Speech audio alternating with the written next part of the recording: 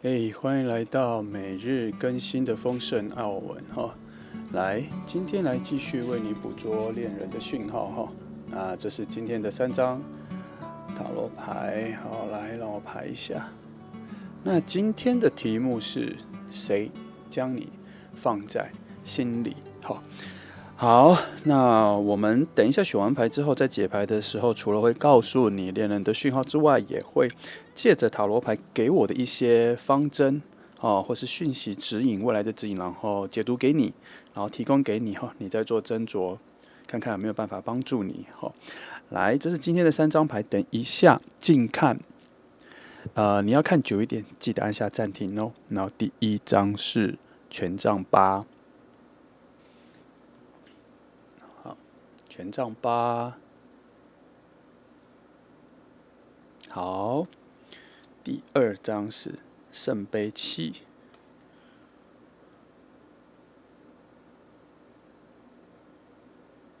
好。第3张是审判，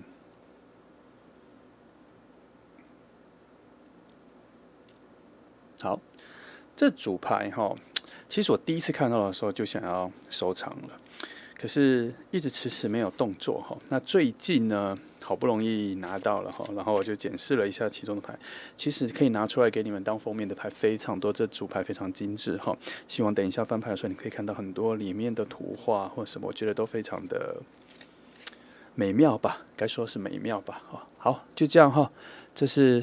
今天的3张牌，我想你们应该已经很会选了。那选好，我们就开始喽。好，那我们先从选择第1号牌的朋友开始今天的题目是谁将你放在心里？谁将你放在心里？也就是说，其实这个题目蛮多类似的啦，就谁在偷偷暗恋你啊，谁为你着迷这类型的但是我们定了不同的题目之后，我们来看看它能不能捕捉到不同的角度的能量跟故事线，好吗？来，我们一样先抽5张牌来看看它整个基底的能量是怎么跑的来，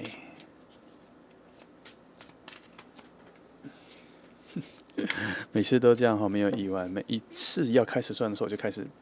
解牌的时候就开始打嗝。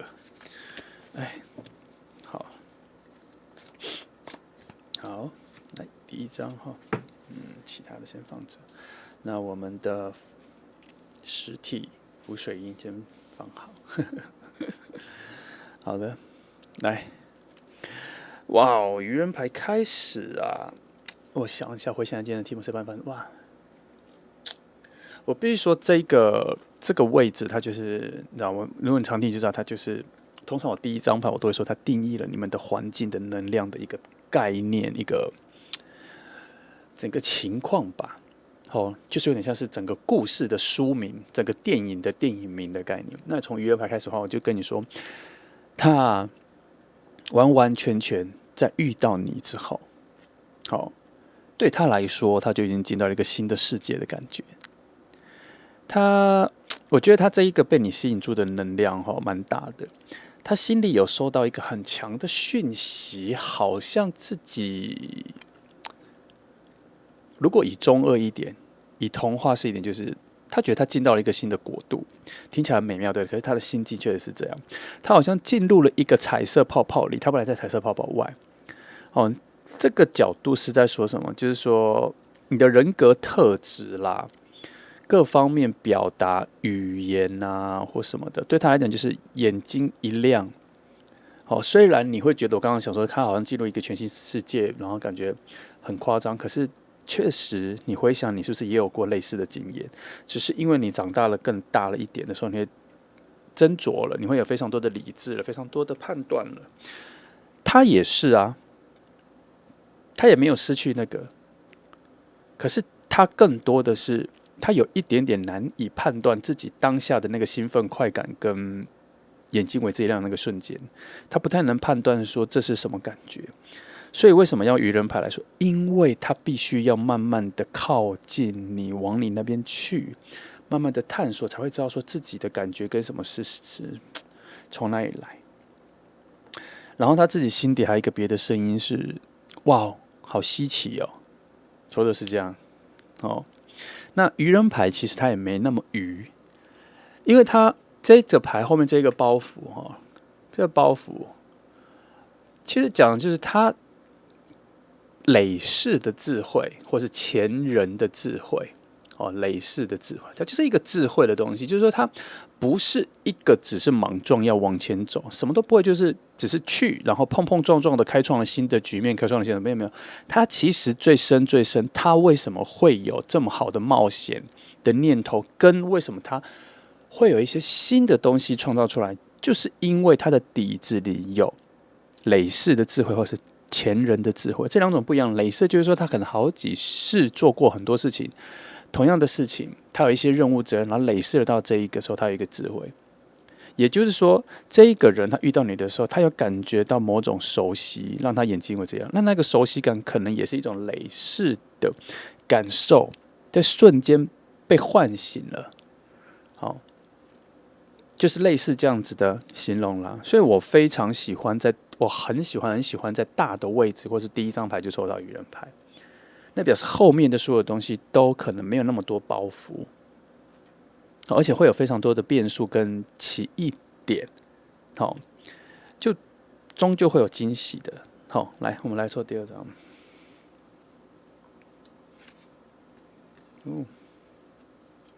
哇哦，给了难题了，给了难题了。我觉得他第一次看到你的时候，并不是一个快乐的状况。这张牌在我一翻开来的时候，我第一个瞬间出现的不是他，是那个能量出现在我们这里，是我们这里，就是有一种我们被看到了什么的感觉，然后这一个被看到建构了你跟他的能量的一个连接。所以我才说，我觉得他第一次见到你的时候，他是看到了你某种悲伤的表情吧，或是反正他就是看到了你某种感觉。可是我这边更具体的，我觉得他看到了你某个表情，然后心中充满了某种想要给予温暖，就是那个瞬间，他觉得你需要他，或是他一定要靠近你，或是他心里有一种很特别的力量，就是我要知道是什么，为什么这样，为什么我被这么的，好像痛击了一样，重击，让心脏被重击一样。我觉得这不算虚幻哦，我觉得多多少少每个人都有类似的经验哦。你看到有些人的脸一垮下来，眼睛的一个亮点突然不亮了的那一个瞬间，你会觉得你一定要做些什么。我的这个启发点是说，启动点是你这个人，他看到你说，他心里出现的一种就是我无法忽视，我无法忽视。我刚才两角色颠倒讲，因为我一直在投入着我们这方的曾经的经验，我差点就把角色变反了，没关系，还好我抓回来了。所以他看到你说，他有这一个瞬间，他确实有这一个瞬间哦，这个瞬间很强烈。我觉得这一体光这2周，我已经看到这一个互动的时候，有一种一箭穿心，或是一个杆子往前推。所谓的一个杆子往前推，就很像是说，你拿着一个杆子，然后用力去戳你前面的那一个人，然后把他推了一下。你就像拿旗杆啦，旗杆那个粗度，或者晒衣杆那个粗度，然后前面有一个人远远的，你就推他一下，戳他一下，那感觉。我说的是你们现在的能量的相撞，你给他的那个能量撞到他心里灵魂深处的那个瞬间，感觉有点像这样，但没有像卡通这样子一箭穿心，然后整个人浮起来，也没有到那么强。他就是一个推了一下，然后身体动了一下，所以他心里有一个悸动，震了他一下，他心里就有一种他无法忽视这个感觉，所以他一定要，所以他就要进入你的世界啊。所以他其实也就进入了那个世界，他其实就不小心就进来了。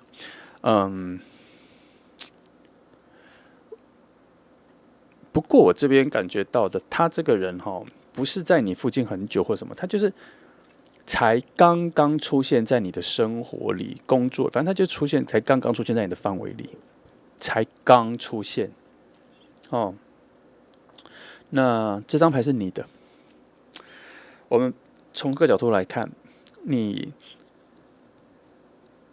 近期是否有什么难题、烦恼没解？选择1号牌的朋友没解开，结果这一个烦恼、这一个能量，却带来了某种特殊角度的桃花跟水能量，吸引着他过来。哦，这个就是一种峰回路转啦，不能说否极泰来，我觉得这就是一个峰回路转。有的时候翻牌就是要看到某种切入的角度，你的视角里只会专注在自己的烦恼，或者你没有办法切入到，其实你这一份能量要把别人吸引过来了。等一下5张，我觉得我们就可以优先翻这个。我想知道后面是什么，没有，如果没意外的话，哈，来，再往后翻。好，星星牌啊，我跟你说，它出现在你的生活环境里的时候，是因为它有某一些目标啦，可能是选工作，可能是学校，不知道你们现在身份是什么，我们就不管那个，我只是跟你说，他有某一个目标，他想要。如果他进这个学校，就表示他有想念的东西；如果他进这个公司，就表示他这里有他要做的工作，他想做的工作是有目标的，不是只是来工作的。好啦，只是要来存钱也是个目标，可是我觉得他这个目标更加的跟内心有关哦，因为他这里这个位置有一种美的向往啦。那这个美的向往会让一个人安定下来的那一种美的能量程度、密度、浓度、厚度、扎实度很强的一种美的能量，让他进入了这个世界、你的世界这个关系里。它是一个牵引的能量，它不是为了你身上的美而进来，这个不是，它是有他自己的目标往那走，可是可能在路途上遇到了你。我的意思是说，这个路径是这样。那所以我说，它出现在你附近，可是新的。那如果是工作上的话，可能就是他有他要做的事情，然后进入你们的工作范围里。好，反正那个目的什么，那就我等一下再看或有没有就是，反正只能说他这个方向感是这样，所以他出现在你面前的时候，我必须说，他不是因为你跟他的能量吸引被牵来，有些是会有水能量牵引啦，然后什么，反正很多啦，你常听就知道有很多种遇见状态啦。他这一个就是他是不小心在他的路径上看到了你啦。他没有预期，你们两个的能量也是独立的，并没有一定要遇到。就像我常常讲的一个弹珠理论，就是我们拿一堆弹珠丢到一个方的盒子里，它不是会大家会弹珠会这样滚来滚去吗？譬如说像这样子，我们丢了，好，我们丢了，然后它不会只是这样散开，它会这样弹，它在这个方格里会这样弹来弹去，弹来弹去，弹来弹去，弹来弹去，然后这样嘚嘚嘚嘚嘚，然后这是两个，然后另外一个就这样子遇到了，类似是这样子。一般来说，那两个独立的能量就是这样子。那因为他有他自己的方向感，所以他要往这里走，那你就是在这里，他往这里走，然后看到你了。他有没有停住我不知道，可是他会一直目光会在你身上，然后可能会被牵引着一直这样环绕，也有可能啦。不知道，目前看起来是他才刚看到你，整个能量被你吸引住了。那我必须说，他看到你的那个瞬间，其实跟爱情、爱慕有一点小距离。他比较多就是我刚刚说的那一个，他被你的某个表情、某个神情、某一个小东西完全吸引住。可是我觉得最多的应该就是你某个悲伤的神情、悲伤的状态被他瞬间感受到了。好。我觉得很好。对我来说，这是我期待的一个瞬间。我喜欢这种瞬间。我个人比较没那么惊喜，所谓的日久生情，因为我觉得那个很自然，它自然而然应该要这样子，可能会这样，几率很大。但是我觉得像这种很容易错过、擦边球、划过的，我就觉得还能够这样吸引住，我觉得非常稀奇、稀罕，然后很珍贵这样。那不过小小的提醒是，我有看到他的能量有别的事情正在把他慢慢脱离你附近，可是他很想抓住留在这里的能量，留在这里的方法。所以如果他是工作或什么的话，他在你们公司这里工作，或是你们的他的时间不久，不会很久，他不会撑在这边。他是因为可能有某种目标的阶段性会待在你附近一阵子，就跟学校他可能是念了3年4年就要离开了，类似这样子。好，没关系，我再往下看了哈。为什么我一直说为什么我说他不会带着？因为他这一个星星能量是在他已经设好的远方在带领着他。等一下还会有更远的力量，可是这个我已经觉得够强了。好，来，好，这个等一下翻。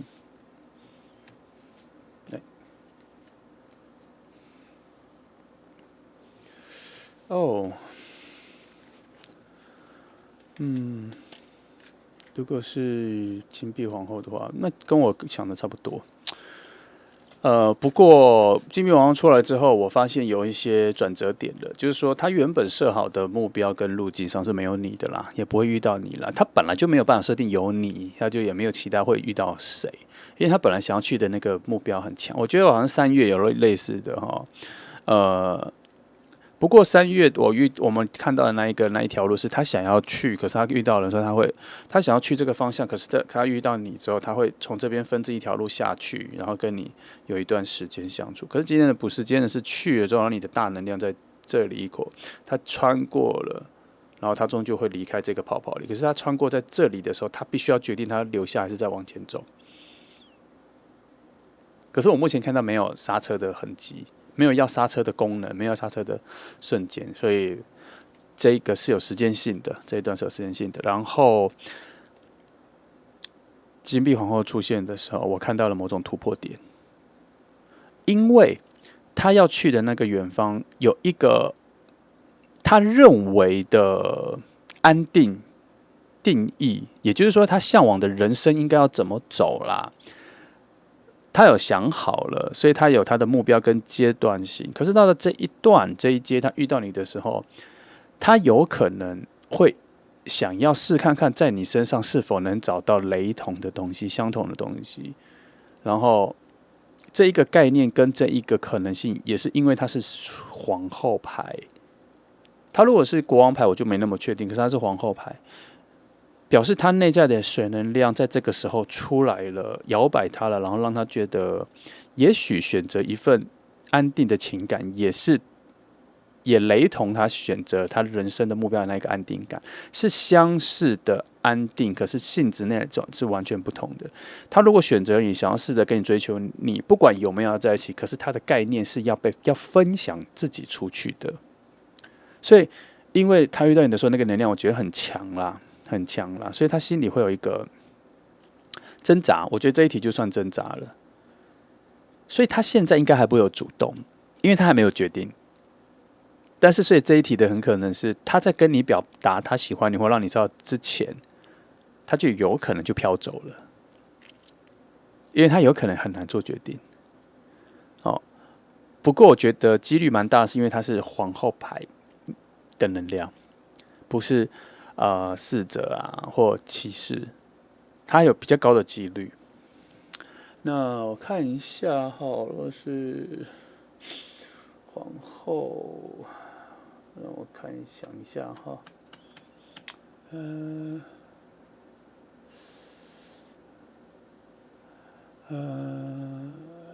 好，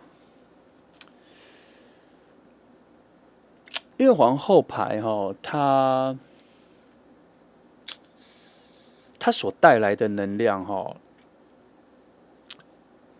我必须要重新解释一下，因为它这一个皇后牌在的位置是讲说它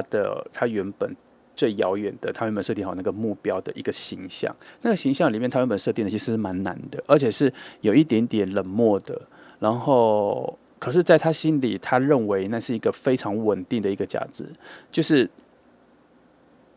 讲白一点，就是他觉得有某种生活模式是最适合他的，他要去追求，可能要存多少钱买一个房子，或什么要住在哪里什么的，这样某种生活方式是他定义的最和谐的、最适合他的。在他出发前他就想过了，而且他还曾经求助朋友，问问看别人，然后才确定了这样子的目标。然后他去的这个路上的时候，他还舍弃了一些以前的负担或沉重。他有一点点下定决心要往那里走，所以在这个路径上遇到你的时候，他的这个犹豫，我觉得他的这一个犹豫，我不太确定他能不能影响到他强到让他试着在遇到你这一段时间，告诉你他喜欢你，然后试着看看有没有办法交往，然后看看有没有办法在你身上或者在这份关系上，他追求这份上会比较接近他原本设定的那一个，因为他这一个里面，他有连接到了比如说钱币2啊、钱币3啊，然后他有一些权杖10的能量啊，就有这种一点点这种，就是他会有一种非常强的沉重感。这个意思是什么？是他要往那里走的时候，他其实在心里他是需要非常强大的努力、跟向往、跟下定决心往那里去的。那这个是什么意思？这个意思是说，在这个阶段里遇到你的时候，他会有一种有需要这么辛苦吗？因为他看到你的时候，有一种很美好的东西出现了，他会觉得说，也许我追求的那个东西太难了、太累了，然后他心里的水能量就跑出来了，就有一种，就是也许我会在这边也能找到一种雷同的幸福啊。因为主要还是因为你的出现那个能量很强啦，那个冲击它的能量很强啦，已经强到是宝剑9，然后我慢慢可以知道说愚人牌为什么出现在一开始，因为他遇到你的时候，他跟他原本要走的那个路径，他本来这一个那个金币皇后要走的那个路径来说，他心里有一个全新的想法，让他有一种想要改变他的计划，去到他已经不是岔路了，他是要直接转弯变成是，他也不会再去了。他就是说，不如我来展开一个全新的冒险好了，也有这个概念。所以你的出现，这个能量对他来讲是一种很强大的一个变数啦。主要是主要还是因为是金币皇后出现，它后面带来的一些能量，其实它这个里面还有一些，还有塔牌的能量，虽然没有很强，可是它就是会有一种颠覆性。颠覆性会加上愚人牌做开始，它就有一种对我来说，它有一种双重的从零开始的感觉，可是意义不同，都是从零开始，所以他在遇到你的时候，心里会有一种就是不如原本那个想法不要了啦，我来从这边重新开始，重新挑战，就是说我来一个全新的冒险，这样子，所以我才说这个牌出来的时候，我才一个突破点会跑出来，然后它才一个突破点会跑出来。那没关系，我们再来看这里好了。这个有点，这题到这里就有点难了。我觉得其实有点，我只是尽量把它讲清楚，因为我要跟你交代说，为什么他原本设定好的路，然后在遇到你的时候会有一个大转变。主要因为他内心的有很多牌的能量的暗示他在改变他。那我必须说，那些塔罗牌的能量，我们只是因为用牌来解释他内在的心情的变化。比较用牌来解，所以你会比较明白。可是其实他这些挣扎或什么，都是因为他心底有一些新的想法觉醒了。譬如说愚人的那一种从零开始的冒险的心情，原来在这里会觉醒。另外还有一个非常小，大概10%、15%的塔牌的能量，告诉他说，不如就重新来，反正他有新的念头从内在跑出来了啦。可是随之而来的是，他也没那么有把握可以在遇到你之后，他的心境或各方面还能够调整到那么平衡，然后所以随之而来，他心中就会有一个权杖10的沉重感也慢慢跑出来了。那就要看他的意志力跟他的向往，对你的向往，对这个新的冒险的向往有多强，力道有多强。这也关乎了他第一眼看到你的时候，他很想靠近你那一个力道有多强，都是一些互相影响的啦。所以这里都还是他要跟你表达他喜欢你之前的他内心的挣扎。跟他的冲突，好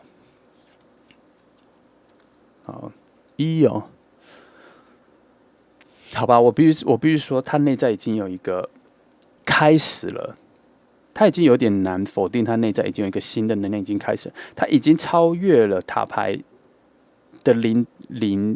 面对要从零开始，就是说，如果现在这个是从零开始。那零就是说，如果这是一个分界线啦，零它在这里，我们本来应该说它从零开始，它在这个分界线这条是零，可是现在一已经出来，表示他已经偷偷跑过来了。他内在已经有一个能量，是他已经跨出那一步了。他已经愚人牌下一步他已经偷偷跨出来了，在他心底，所以他才这么挣扎。可是我跟你说，这个权杖一的意思是说，他是不知道自己内心已经偷偷跨了那一步了，所以他还在一个他能意识到的感觉上面在挣扎。他为什么会挣扎？因为他心底好像有感觉到他已经偏离了他本来要走的那个路，或是他已经转弯了。他心里有一点点知道，所以他在挣扎，说要不要调回来，还是就直接往前走。他以为他在挣扎，可是其实他内心最内心的某个能量已经往你这边走来了。没办法，因为权杖一已经出来了，这个里面就没有任何犹豫，它就是一个全新的新的能量、新的好奇心、新的生命力已经就出来。你看这个就是这样啊，他还在确定有没有，或是他还在否定他已经被影响了。差不多这样。这后面有一点难哦。这5章我就先帮你做一个小总结，就是他遇到你的时候，他原本的人生方向受到动摇了，然后他现在正在挣扎着要不要让你知道，或是确定他要去跟你表达，或是靠近你。他现在在这个阶段，但是他以为他正在确定或者在挣扎，其实他没有，他的身体啊、心理、身心理各方面，其实已经偷偷迈向那一步了，他不知道啦。这里有偷偷把它泄密了，所以他其实已经逐步的不知不觉往你这边靠近了。这样，那这5章我看你，因为他的东西讲很多，我来看你，好吧？这个看有没有什么可以帮你看的东西，或是这个东西到底影响他，不知道要翻牌才知道。来，那牌是谁家生的牌？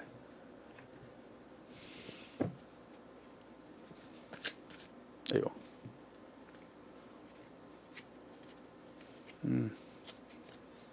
所以就是会有这样哈。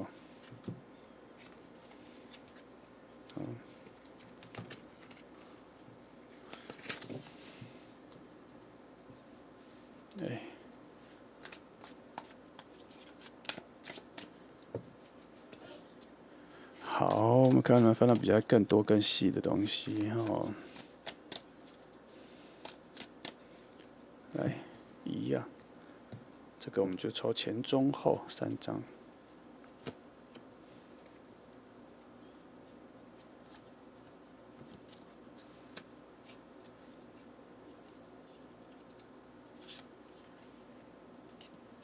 好，看一下对于这个宝剑9的补充是从什么方向来哈？女祭司牌啊，好，那我看一下，愚人牌又出来了啦。愚人牌又出来的话，那这个部分我就先抵消哦，因为它没有独立出来，它只是因为它在附近，我觉得它被捞出来一次，不然我再补1张好了哈，因为我觉得它没有特别一个，等等，我来确定一下。好像又有，因为当我决定要抽1张牌的时候，讯息好像就跑来了，它就一瞬间闪过来，好像有个什么东西包住，然后在讲说，他在讲说你内心其实有某一个现在有个难题或某个低谷，你有一个内在有一个很强的力量，也想要试图改变现状，然后你愿意冒很多险，你愿意只要能改变现状，你都愿意去尝试的一个念头在内心跑来出来了。但是因为女祭司牌在这里，他告诉我说，其实这个念头没办法成为一种行动或执行，是因为被阻止了。所以它比较多的讯息是说，你就现在的难题、情绪上或是怎么的影响你现在的，反正你现在如果觉得很不顺啦，心情上、感觉上都很不做什么都不顺的时候，这边有一点像说耐着性子等一下，它慢慢的会越来越好，会变好它慢慢的会变好。然后首先是你的心情上会比较释怀，比较变好之后，事情就会好转了。那因为女祭司牌真的把它压住了啦，她在内心帮你调整一个平衡啦，那这个低谷也不会太久了，有东西有钢索会从你的心理上面把你拉上去，所以你内心会有一些挣扎，有一种想被拯救，有一种想要就直接立刻改变就好了，脱离这现状的概念意念也蛮强的。可是就是因为太强，所以女祭司牌出来把它压住。好，这是一个用牌面上去讲啦，其实也就是讲简单一点，就是你一直渴望着现在赶快脱离现在改变，可是你心里其实在情绪上面、情感上面、精神上面也告诉自己说，我再忍一下，我再缓一下，事情一定会变好的。就是因为这个意念才让你慢慢变好，才让你的精神面慢慢变好的。只是你很难掌握，或是很难做选择，你要怎么样控制你的情绪或什么。可是牌面就告诉你了，有啦，就耐着性子，慢慢的就会变好了。好，只是速度不快，我只能跟你这么说，速度不快，因为他给的是10，然后他的起点是1跟2，0跟2。我们就以数字的节奏来说，不快，但是会慢慢变好。所以你最近如果遇到一个低谷或什么的话，请你忍耐一下，然后顺着做，顺着你能做的做，然后不要硬凹，要面对那个不舒适感，那要面对它一下，然后相信一下时间，那为什么这里特别我要放这个呢？因为我要在其中看看到底为什么这个阶段你会产生某种意义魅力牵引着它。好，某种魅力，所以我大概知道了，因为你在能量上了，我觉得有一种呐喊声被他听到了，不是说他是真的人听到，而是说我觉得这个能量上有呼应啊，所以他在他一瞬间看到的感觉上的时候，有跟你的某种低能量呼应到了啦。好，那我觉得慢慢这一张牌它不是一个独立出来的牌，它有连接到它。因为它这个慢慢变好的方向，给我的这个方向感是往你那个方向，是往他那个方向慢慢变好，所以我在想他终究会试着慢慢靠近你，然后他有可能蹦出来蹦出在你附近，然后因为他靠近你，我觉得慢慢靠近这件事，我把它收起来，我觉得他没有要再慢慢靠近，我觉得他的。一旦他察觉自己已经往你这边走的时候，他的速度会加快因为我觉得金碧皇后拖不住他，金碧皇后也没有在拖住他，金碧皇后在给他，还滋养他，还在推他，还在给他一些养分，让他往你这边走来。好，当他察觉他内在的火能量已经往你这边的时候，他就会往你这边找很快了。所以我觉得。圣杯10走去的好的方向，跟他会成为一个交汇点，然后会在还没到10之前就跟他交汇，所以他的出现或从他靠近的时候，你会在可能只好一点点的时候遇到他，所以他会成为你的一个救生圈、救生所吧。即使你这个时候只是想依赖他、利用他、攀着他，让他觉得都 OK， 因为能量是很正常的，能量是好的，能量没有利用。能量是这种能量的交集，是靠这样子的能量做交集的。目前看到这里是这样了。我其实有刻意去挖掘整负值，但还好没有，这里是顺的，负值那边东西是空的。没有，因为它正在远离你，正在抛下你现在的能量上，你现在正在抛下你现在不好的状态。好，反正这里有2个能量在消挫。好，来，哇，最近这是我最近讲的能力变强还是怎样？之后每次都还没翻到后面就已经时间这么长了，没关系。来，我继续翻后面6张哈，我们至少把后面那6张翻完，这样我才知道整个。来，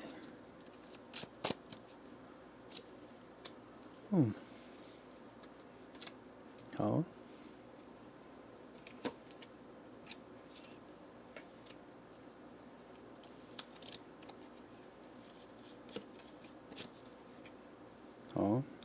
这组牌我最喜欢的牌出现了，因为我喜欢它这个月亮，我喜欢它这个月亮，我很喜欢它这个月亮，非常喜欢，它给我非常多的想象力，非常多的想象力，瞬间充满的无限想象力。来，另外3张。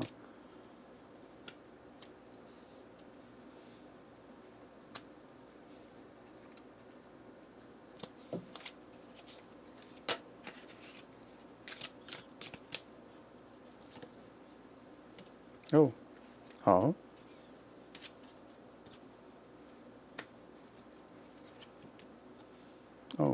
好，你看吧，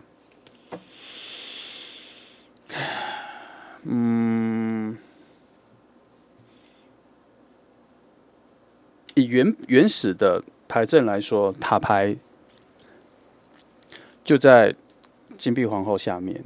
我刚刚是不是说有塔牌能量？我刚刚就已经说了，对不对？那我说的那一个塔牌能量，并没有要成为某个位置，我的牌阵里面某个位置没有，我只是觉得它有能量，它有在它原本的能量分布，配合着星座或什么的，它就是有一个角度会映射到塔牌啦。那如果他自己要出现的话，我就必须说，这一个人的出现在你的这一段的低潮里来说，其实他比较像是你的 lucky star， 他比较像是把你救上来，他把换心。好，我刚刚是不是说他这里会有一个全新的冒险的新的念头？可是如果塔牌在这个位置再重新出现的时候，比较像是他参与了你的下一个阶段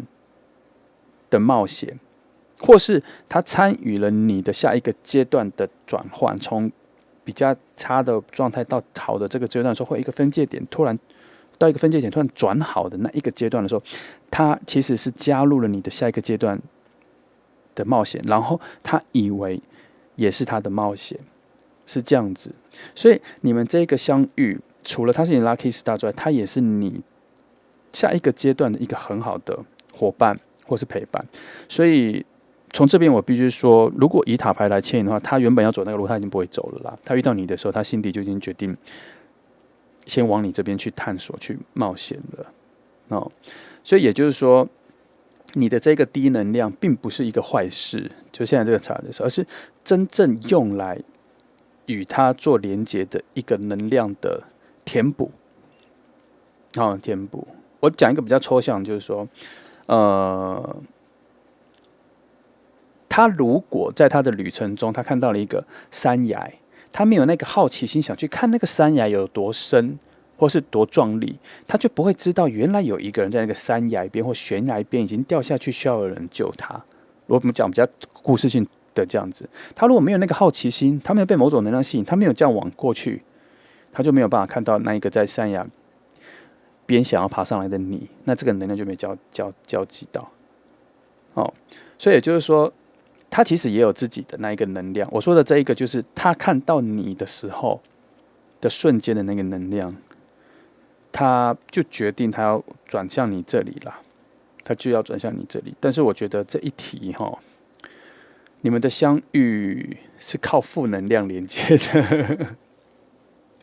至少我看到至少一个多的塔牌在下面做一个转换，一个转换。那看，如果是这里，好啦，命运之人讲说，这就是一个要走进的一个时机点啊，时间到了啦，有这个时间到的概念啦。那不走白不走，就是要走。这是我用比较轻松的方式讲啦，因为我觉得有很多东西在这里，就像牌转，它已经也都有了。那看一下，对，命运之人在这里就是，其实命运之人有点破梗啦，他其实是说，你们就是要遇到的啦，但是这个填补作用，这个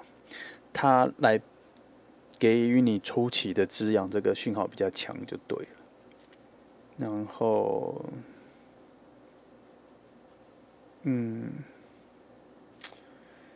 以这个权杖七的概念，比较像是说，原本你应该也可以自己一个人奋斗爬起来啦，是可以的，本来就可以的。你在其中会，我先讲他这个牌其实本来就先讲一个东西，就是说，如果他没有出现，你原本就会照你这一个慢慢的走。你看这里不是本来就有这个圣杯10嘛？可是你走的这个路径呢，会用权杖7的这一个概念，你可以一个人慢慢的去面对所有事情，可是你会恢复的比较慢，但还是很慢。无论如何都会慢慢的恢复，慢慢的爬起来，慢慢的坚持下去，慢慢的顺着你恢复的速度慢慢的恢复。可是你中间是没有人陪伴你的，你是要自己一个人面对的。无论是你自己心里的事情的感受，不好的感受，或是现实世界该面对的事情，也是都是自己，只能自己一个人这样子。但终究会变好，而且命运之轮这边讲的，我们先排除它哦。他这里讲的也是说，这就是一个很重要的时间啦，很重要的时间。而且你剩下后面一半要走了。然后塔牌这里也说，这一段其实会让你长非常多的智慧，多的人生历练嘛，不知道，就是你的感受会比较多。下一次你再遇到类似的难题的时候，就没有那么难受了。他都已经用塔牌这个崩坏来告诉你说，你这一个翻转是大的。这样，这是先排除它哦。可是它另外一层意识在这里出来之后，我们加注了它的能量的时候，它就是你有伴啦，你有陪伴，然后本来就在这一段的后半段的时候，你就渐渐变好的时候，反而还有它会出现这样，那你本来就会有一个崭新的旅程，然后新的成长、新的转换，然后可是会有他，我刚刚一开始就是说，你们两个本来不是要连接到的，他是在这个路上发现你原本的这个成长跟这个是不变的，可是多了他，所以我才说，他看到你的时候，他会把你的这个新旅程也当成是他的，所以他是自己加进来的啦，所以你这个也就再也不用自己一个人面对，反而他加进来之后，你认识他之后，可是我觉得你们两个不会那么快进入交往状态，你只会先认识他。可是先认识他的时候，你就会觉得有一个人好像很用力听你说什么，很用力在你身边，这样哈。那先开心命运之轮在旁边啦，表示现在已经后半在变好了。然后，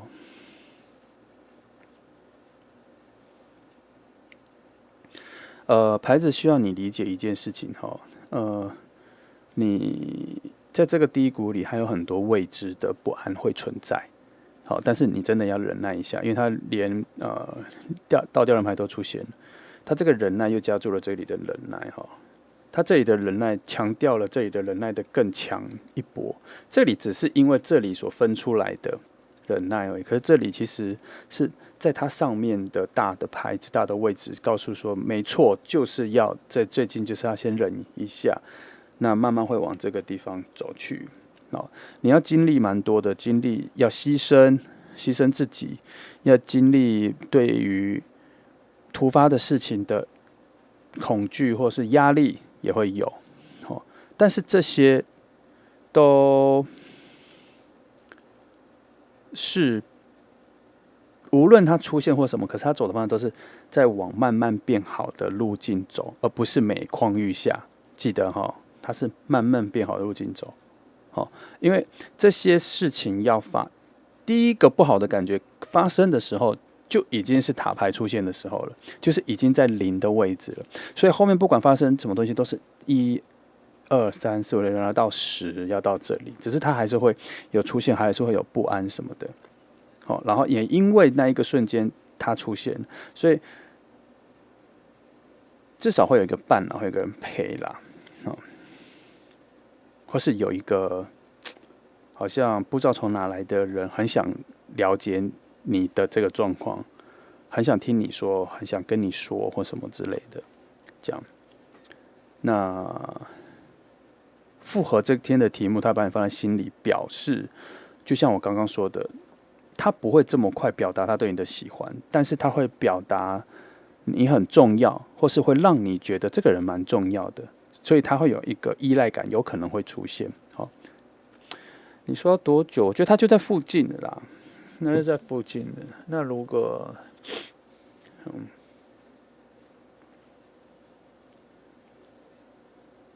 我看一下，因为我还在看宝剑皇后宝剑皇后是也还好啦，他只是希望你不要慌张，保持冷静哈，相信内在的直觉啦。你内在的直觉比较准哦。现在发现说你内在直觉比较准，因为今天这里哈，唯一2个要强调你的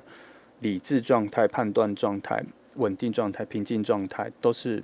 用皇后来定义，所以他比较强调说，你内在的直觉其实比较强了。可是他这个内在直觉也在讲一件事情是，记得顺顺的走，不要硬凹，不要硬凹。就是说，你明明知道选项是选项1、2、3，你明明知道说就是选一啦。你内在直觉告诉你只要选一，可是你经过了过度的判断，或者你觉得一定要选2或一定要选3，所以你会把整个事实或情况要把它凹到变成2或变成3，这就是硬凹。可是你内在明明就知道，反正就是一比较顺，那就要顺着一。虽然你选择一会有比较多的无奈，或是觉得要比较多的牺牲或什么的，可是你直觉知道是一，就是选择一。这也映射了刚前面说的，你会负荷一些不安跟要有牺牲啊，就是你没办法全拿，你没办法让它变得最好。所以他这边说，你内在最近如果遇到比较难题的时候，内在的直觉其实是最准的，你要相信他，不要用过度的判断，因为他给你的判断值也没有很高，他主要还是女王的水能量在控制。所以这整套下来，如果以看你的心境来说，其实你能做的就只有忍耐这一阵子啊。好，如果你有在一个低潮，就先忍耐，它就是已经慢慢变好。我讲好多次了，因为这个牌好像一直在提醒我说，不要忘记讲，不要忘记讲。好，那就这样哈。这是选择1号的朋友，讲好长哦，最近都讲好长。那就讲好，希望给你一些方向感啦。那我做一个小总结，先从你这里来。如果你最近有一些低潮，或是你的能量都觉得比较低、比较萎靡，很正常。很正常，因为这就是一个能量上上下下到了下的地方，然后你有开始感觉了，表示它开始要变好了，它不会每况愈下。记得它这里牌没有任何每况愈下，它这感觉来的时候就是塔牌重建，塔牌就是说它毁了要重建，那它不是一种新生，它不是死亡牌的新生，它是重建，用你原本的东西再重新组合一个比较稳定的状态。所以你如果开始觉得比较低落，没有，它就是你内在有些东西要重新重开机要整理了，所以它越来越好。那其中这个过程会让你觉得，我好像牺牲好多，我好累，好像为别人做好多，然后很多不安或什么未知感好像一直在发生，没有，它都是还在慢慢变好。那今天这组牌的方向是，当你这个能量开始的时候，那这一个人他就是被你现在这一个低潮这个能量所吸引过来、牵引过来。那他的角度是什么？不知道是怜悯吗还是什么？不知道。可是他内在有一个冲击，他被你吸引，他会慢慢过来。所以你在这个阶段的时候，你可能不太会不孤单，你会有一个新的人，认识一个新的人，不错的人会开始跟你有所接触。可是他不会那么快想要跟你表达，跟你变成恋人或什么。主要还是因为他内在的那一个能量还没有完整到，他确定他自己是想跟你成为恋人的那一个位置还没完整到那里，因为对他来讲也是刚开始。好，那我们捕捉到的这一段其实时间段很短，它没有很长，它就是一个最近，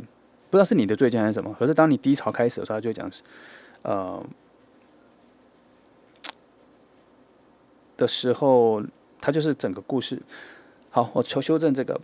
如果你开始意识到你内在有一个低潮或是失落或什么的，有点类似水逆了哈。那先说，它可能已经到一半了，整个负能量已经走到一半了，那是命运之源所告诉我的。好，然后后面的好运或什么会因为这个人出现会有所改善或什么的。但是无论如何，就算他没有出现，但你已经开始往好的地方走了。当你有意识到的时候，他就已经开始往好的地方走了。好，目标是这样。好，总之啦，给你一些给你一些方向，希望对你的现况或什么有一些帮助。好，那就这样哦，谢谢你来听，祝福你哦。接下来我们来看选择第2号牌的朋友哈。今天的题目是，谁把你放在心里哈？谁把你放在心里？好，来，我们来看一下哈。好，那我们一样哈。先从5张牌来看整个基底的能量，再看向外的延展哈。最近很特别，这个礼拜以来我的解牌都好像不太需要解到这么后面的时候，很多讯息都已经出现了哈。有一阵子啦，像上一季大概春末嘛，现在已经进夏季了。春末的时候需要非常多的牌面去寻找讯息。最近不知道，最近的时节跟能量比较强，讯息捕捉的比较，我觉得比较清晰所以都会讲的比较长。不过希望不会花你们太多时间。好，来就这样哈，来5张，第1张，好，哎呀，我慢慢看哈。好，第一张哈，魔术师。这张哈是我看到这副牌的第一张牌，看到了我就很喜欢哈，所以我对这张牌有特别的感觉。所以他在今天这个题目一开始就出现它的时候，我反而觉得我应该是要去捕捉好的方向呢，还是我应该要去着重它强而有力的各个能量的，简单来说，不是简单，就是我在讲白话一点啦，就是说它有一个东西好像快要出现了，就是说这个人好像有一点点捕捉到了可以跟你告白，或是浮出水面，浮到你的生活面前，让你知道他喜欢你的那一个能量似乎已经很靠近了。那为什么我说很靠近而不是已经喜欢？因为他在的位置哈，他在的位置比较像是说分散的，它不是集中一个点。譬如说，他比较像是手上拿着一堆石头，往他要丢的那个方向一起丢，而他不是拿一颗石头，然后用力的瞄准那个位置丢。哦，就像前面如果有一个罐子啦，好，你就想象前面一个罐子，然后你要拿石头丢中它，那它不太像是拿一颗瞄准它丢，今天比较像是手上拿一堆更小的碎石子往那边丢，终究会打到，但是力道不强的感觉。哦，今天这张牌出现的给我感觉是这样，所以我在想，我这样子形容的意思是说，他虽然已经有一个这个把你放在心里的人他虽然心中已经有一些能量，确定说，你是他喜欢的人，然后他很在意你。他也有确定说，可能可以跟你也可以跟你进一步或什么的各方面的，他觉得有一些把握了。可是他有一些不自在、不自在、不自信，是因为他也有感觉到，他那些把握是零零散散的，没有拼凑出来的一个很强的能量，让他一次。它就是还有很多的东西排列组合混在一起了。这我要怎么形容？譬如说，它每一个确定旁边都加了一点点的不确定。他打个比方，他确定你喜欢吃什么东西，可是他旁边就跟随着一种不确定，就是也许没那么喜欢，或是也许只喜欢7成或8成。然后是你喜欢去某个地方，他观察到你喜欢去某个地方，很常去那里，然后他明明已经很确定你很常去那里了，很喜欢去那里买东西，可是心里就跟随着一个不确定感，就是说，也许你只是打发时间，你没有那么喜欢，是这样。他现在对你的感觉一直有这样，有某种确定跟不确定的混淆在一起，所以我才说他很像拿着一堆石头要往那边丢。他这些状态，他在内心里是一种比较粉碎的。虽然这些小石子、这些小确定全部集中在一起是一个很大的能量，它可以直接去跟你表白。可是因为它分散出很多零碎的不确定，所以让它变成犹豫了起来。你知道吗？犹豫了起来。一般来说，通常都是比较简化成一种就是。反正我就跟你告白，我很喜欢你，你接不接受我就自己承担，差不多是这样子一个大能量面，是我说的那个大石头，有没有丢中跟就丢过去就只有中跟没有中而已，有没有丢到跟没有丢到，就这样而已。等到这里，今天它就变得很粉碎。不过从这个角度看它是一个心思非常细腻跟细节的，细腻跟细节不太一样那个细腻可能是他能够感受到，譬如说很黏腻的东西，你拉开会有一条丝；比如说有些食物或什么，你拉开会有一些丝，像一些以前小时候玩那些很黏的黏土，比较品质比较好的，你如果拉起来，它会一条丝会很长，那叫做细腻。对于感受点细，可是很细节就变成说，他对感觉是的排列组合，啪，就像一张纸，它切成一条一条。然后你一条一条排起来，发现每一条的长度、宽度都差不多，排得很整齐，线很整齐。它的心思细腻度是比较像是这个切那个纸张的感觉。好，所以我把它改成是比较细节。那他在这一个状态里，他对你的喜欢，对于你在他心底的各种感觉，他把它排列组合排成这样子，所以以他的过度的理智判断，哈，就是说，其实这个是一个直觉的，这是一个感情的，他这样过度理智判断之后，他终究会把每一个项目排列成好不好，好像就有人打5颗星，是1颗还是到5颗，他的确定这样子，那他让自己拖延了跟你告白的时机啦。一般来说，我会比较支持哈，我并没有说一定哪个是对，我个人是比较支持，就是先告白，先表达，不一定要告白啦，就是先表达自己对对方的喜欢。第一，我觉得对方值得，你喜欢的那个人值得有人对他好啦。然后第二是故事就是要发展下去才知道啊。在这边有时候很多都是自己的想象，也许后面有更多的收获或什么，或一些转变，或是你也可以发现有一些可以调整的什么的。你们能更亲近、更接近，你也可以更加的了解对方啊。我在说他啦，他也可以更加的了解你啊，或是更接近你，知道你的好啊，不是吗？没关系，这只是第一章，我们来再看后面哈。不过，他如果第一章是魔术师排出来的，我觉得这个能量基本上就是已经是好的了，基本上也已经是趋于显化、进入或是往会跟你告白，或是跟你表达他喜欢你的这个路径上。只是我们捕捉的可能目前捕捉到他心底的一些困境啦、踌躇啦、犹豫啦。我们捕捉到这个点，希望他早点突破或早点想清楚他要什么哈。来，然后第二好，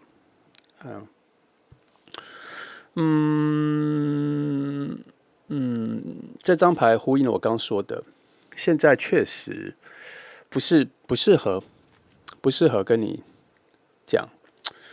虽然我刚刚是说我支持他，就先讲看故事发生，可是其实我刚刚在讲的是他现在还有一些踌躇，没办法往前嘛。所以我说的呼应是呼应到了他现在的认为，不是我的认为，是他现在的认为，他现在认定还不是一个好时机。所以这个牌确实是有印证了他内心有确定他现在不是一个好时机。他觉得现在的把握程度，对于这一份喜欢或什么的，付诸于行动。第一，他没有把握；第二，他觉得即使你答应了，好像能量或各方面会，他有一个恐惧，他有一个不安，是可能会一下就结束了。他的那一个没把握有出现在这里，也在呼应另外一面，就是他其实也有想过说，不如就直接跟你告白，先看看后面怎么样。可是我刚刚说有跟随着某一种不安，会告诉他说，可是会不会一下就结束了？会不会好像他的部分也没有准备的很完整，就去跟人家告白，只是为了试看看，这样子的话，可能一下就试错了，然后就没了。那爱情牌在这里，他暗示了他的想法比我的好，他的想法比较他的想法确实是现在这个时机不好。现在如果茫然的去跟你告白或是好，可能这关系会进入一种没办法往恋人的方向去，可能会变成比较朋友好一点的朋友，比较接触频率比较高的朋友而已。然后他没有办法往恋人那个方向去。那这一个牌出现的时候，它其实不一定只是映射了他的状况，也映射了你的状况哦。就是你可能你自己的故事线还需要发展到某一个阶段，再跟他的对你的喜欢相遇会比较好。为什么这样说？因为也许你这边的事情还没有发生的完整，就是你身上可能有家人的事情、朋友的事情、自己担心的事情，都还在发展，还没有一个结果。比如说家里有些事情有突发状况啊，或什么啊，父母、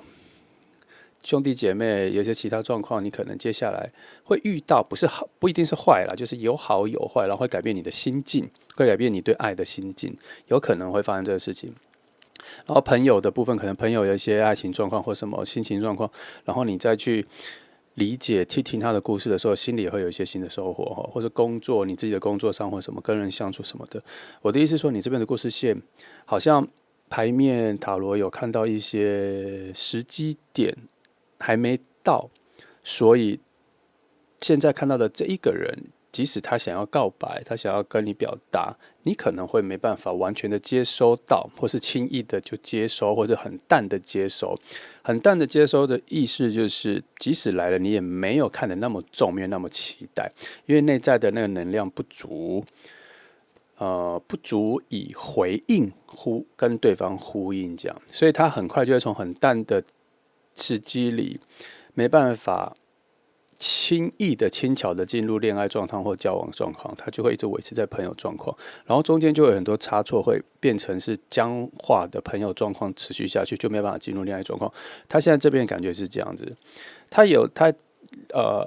恋人牌这边出现的有一个瞬间是有可能变成恋人，可是他那个火力跟各方面都不足。我是不是很喜欢恋人牌出现在这一个要去塑造一对一份关系的基础结构啦，就是什么东西撑起了这段恋情？我觉得恋人牌给我的扎实度非常低，它比较适合初见面、初期的一种瞬间的营造，一种火花的营造。可是他现在出现那个位置，不是我觉得很好的位置，所以我相信塔罗有讲，没错，这一个人他感觉到的不安是对的，他感觉到的不安是时机不对，现在不好，然后他可能投射于自己的自信心不够，来给自己理由，觉得还不到时候，会讲。一种综合的情绪变成某种结果，可是他自己也很难掌握的是，其实就是现在的时机也不好，他一定有一个敏感的感觉到，他跟你好像没有连通，那个能量没有连结，眼神没有交流，所以他还在等一个更好的时机。那我想他的想法是对的，毕竟魔术师牌是出现在他的头上，所以他的心的视野跟他的感受力会比我的好更多，因为他有充足的四方能量给他直觉，给他动力去显化他想要的，而不是在我这里，我只能观察他。那所以现在塔罗是站在他那边，他这样的决定先放在心里，先不要动作是对的。目前看起来是这样。来，我们再往下看。没错哈，到了这个隐士牌的话，就完全印证了我刚前面讲的。没错，他那一个还要深究于他自己心里的那一份价值跟位置，还有他想做的事情，在未来会成为什么具体的样子的这一个深度的思索，在他那里，而且他这方向是对的。那这样我就对于他近期会不会跟你告白或什么，我就觉得就没有，不是现在最近了啊。但是他离你非常近了，他一直在收集跟你可能告白或能不能在一起的可能性的数据，用数据很理智哦，可是我觉得这比较好形容啦。那他也在一步一步掌握更好的时机或什么的。那我觉得他是一个习惯于未雨绸缪的人啦。他喜欢就是说他很像是去看电影会先看逃生出口在哪里的人。他如果去夜店玩或什么一种封闭空间里，他会站在比较接近出口位置的人。他是这样子的，所以他在于他感受到他自己的情感准备要奔放前，他就会在里面先找到安全区。就像我刚刚说的，所谓的安全区，就是他先预设可能没有他想的太好，因为他很怕把事情美化过度，而失去了一种逃生的感觉、幸存的感觉、生存的感觉。这样过度美化会造成某些盲点，所以他有发现这件事。所以从这几张牌来看到的时候，我可以确定一件事情是，他不是一个内在不奔放的人，而是他已经习惯于每一件事情都看清楚。是用理性的吗？是用稳定的、稳住的吗？安全感去塑造？我不确定。可是我觉得他喜欢把事情都看得比较清楚一点，再下定决定。那从这里来说，那他有没有那一种火能量的奔放、莽撞，然后对爱情的渴望、冲刺、愿意冒险？有哦，因为他是4种能量都很平均的人，他只是有互相制衡，他很会使用。他很会使用，但不代表他某一个地方，不代表他是某种极端，他是非常。如果你要说很极端，他是4个能量非常平衡的极端，他把每一个都25的抓得非常精准。所以他所谓的他要看清楚是，他要看清楚自己，也要看清楚你，也要看清楚你跟他的交流之间有没有失衡或什么的。所以即使他已经认定这一件事情是很好，跟你告白。接近你，告诉你说他喜欢你这件事情是非常好的，没有什么问题，但他还是会刻意的去设定可能失败的样子。好，你会觉得他这样很麻烦吗？可是不是，可是我觉得还好。我觉得等到你跟他相处之后，你会发现运用到生活现实实际面的时候非常好用。他设想了非常多的有用的事情，而不是多余的。他设想非常多有用的事情，哦，然后也是一个准备非常完善的事情。再加上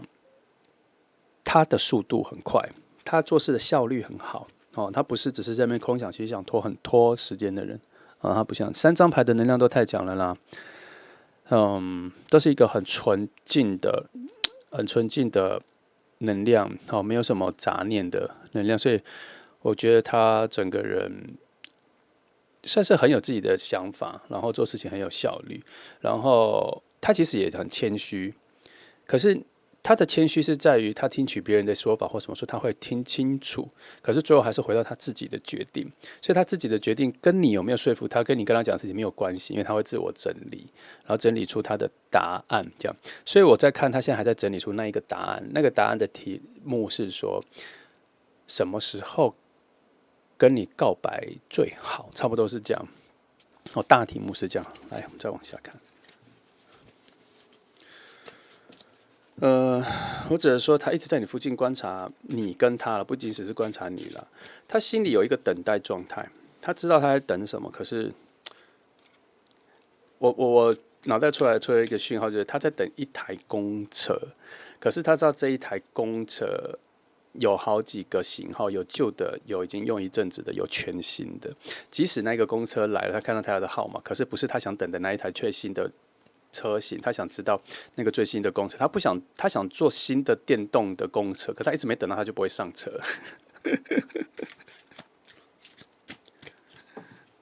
好，大概是那状况来。好，2号牌的内容都很顺诶，不知道这里面到底有没有，不知道这里会不会有绊脚石，可是其他都已经很顺了。世界牌告诉我说，他完全知道他在等什么啊！这刚前面已经在翻之前就已经讲了，而且他比我以为的时间远哦。我觉得他已经找到他很早了，很早的早哦，更早的那个早上的早，他很早就知道他要等什么。那而且早的时间有点像是他遇到你，跟你相处没多久。跟你互动没多久，他就知道他要你在你身上等什么。他其实不是在等你的变化，或者等你的成长，或者等你变好，不是，他在等跟你相处的资讯、讯息、熟识度各方面都到更好的时间的时候，他才会让你明确知道他喜欢你很久了。差不多是这样，而且我有感觉到他想让你知道他的喜欢不是一种日久生情的那一种，他要让你知道他对你的喜欢是在很早的一瞬间就出现了，他不会把它营造成是慢慢的跟你日久生情进入感觉没有，他是要直接碰撞的，所以他这个碰撞前他要非常有把握。因为他会知道他这件事对你来讲是有冲击力的，而且他好像，我觉得他这边有一点哦，他没有要让你准备或是感受一点点感受到你跟他越来越好，然后才跟你讲，没有他是自我中心，我觉得这个才是他的弱点，他的弱势，他不擅长的，他好像体察自己的东西。内在感受各方面4种能量给的讯息很清晰，可是对于其他人过来的，我觉得他那个投射就比较弱。哦，难怪我刚刚前面看的时候，他那个能量是一直内在集中，然后又出现隐士牌，这2张牌我就已经发现那个内在集中的感觉。然后隐士牌的时候加重了我的确定哈。那再这样翻，等一下再看，我看更多的。然后，所以啦。他因为收集其他人的讯息就偏弱了，所以他才花那么多时间。他也知道很不确定了。哦，我讲个说笑的说法是，他比较偏向他以为全世界的人的模组都跟他差不多啦。然后他其实本来也没有那么在意其他人的不同，他就觉得只是些微的不同，或是他其实真的没在意别人有什么不一样，他比较在意自己是什么样哦。然后他喜欢你的时候，他有因为特别的接近、特别的感觉、特别的观察，对你有比较多的一些敏锐、敏感。细节的收集这类的，所以他发现这一份不一样有点太不一样了，所以他才会很多的不确定。可是，在我的这边看来，我觉得也没有什么太不一样，只是他太少去觉得其他人都跟他不一样，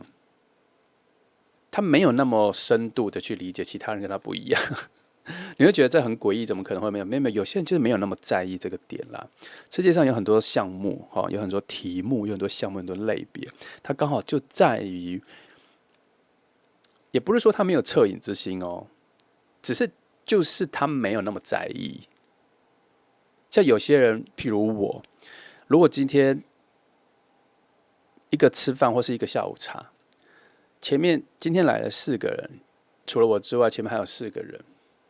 那有认识的人，有不认识的人，刚来的人，有很熟的人，这样，我立刻我大概头5分钟，在大家不用讲话前，或是再来大家一进来都还没坐下来的时候，我就会立刻先确定每一个人现在在这个场合里会是什么角色、什么人格特质，他们彼此间有什么差别。这个人是我在归纳里面的什么风格？他等一下开始讲话之后，我就开始觉得会不会符合我的想象，然后我对每个人充满新的期待，期待在我的分类的类别里面再突变出别种完全意外的，我会充满这种期待。我对人的喜欢就是这个，我不太会因为人的外表而去觉得这个人怎么样，我很在意每一个人内在的。他开始出现在我面前的时候，他的表现、他的语言，他不然他所有的东西无关外在其他的所有东西。然后我会感觉到非常深入，然后那个时候我就会忘记我自己，我会忘我，所以我常常在跟大家相处之后离开了，我才会开始反省我当时的表现好不好。我不会在当下就非常着重我自己的表现，因为我的重点都在别人身上。那以我做例子来说，今天这个人是几乎是我的完全相反。好，也不能说他很自私或什么，只是他很习惯感觉自己啦，他比较习惯感觉自己。好。只是你的出现，我通常都会说，我们每次看牌你会发现常会出现一个模式，就是我们常常突破了正在喜欢你的人的一个自我的规则、人格约束、定义，他的世界常常都是他们自己来被突破，自己来被改变。今天这题也是啊，他来的时候，他才发现你的不一样正慢慢的。让他疑惑，那这个疑惑之中也充满了非常多的吸引力，跟他对于一个新的世界的向往，这就是世界牌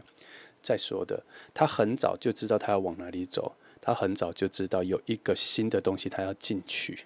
他要去明白，他要去探索，他好奇了。来，